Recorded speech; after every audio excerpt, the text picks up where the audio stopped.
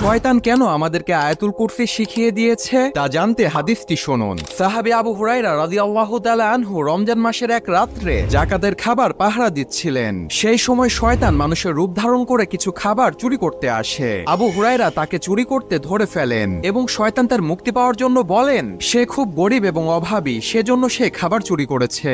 আবু হুরায়রা তার কষ্ট দেখে তাকে ছেড়ে দিলেন। দ্বিতীয় দিনে ঠিক একই ঘটনা ঘটে এবং শয়তান আবারও মুক্তি চায়। সেই রাত্রেও তাকে ছেড়ে দেওয়া হয়। তৃতীয় দিনে শয়তান আবারও চুরি করতে আসে, কিন্তু আবু হুরায়রা তাকে ধরে আর ছাড়লেন না। তখন শয়তান তার নিজের জীবন বাঁচানোর জন্য বলল, তুমি আমাকে ছেড়ে দাও, আমি এর বিনিময়ে তোমাকে এমন একটি জিনিস শিখিয়ে দিব যা করলে তোমাকে আল্লাহ তাআলা শয়তান থেকে রক্ষা করবে। এই বলে তখন সে শয়তান আয়াতুল কুরসি শিখিয়ে দিলেন। এই ঘটনা সাহাবী আবু হুরায়রা রাসূল সাল্লাল্লাহু আলাইহি ওয়াসাল্লামের কাছে বর্ণনা করলেন। তখন রাসূল বললেন, সে শয়তান তোমাকে সত্য বলেছে।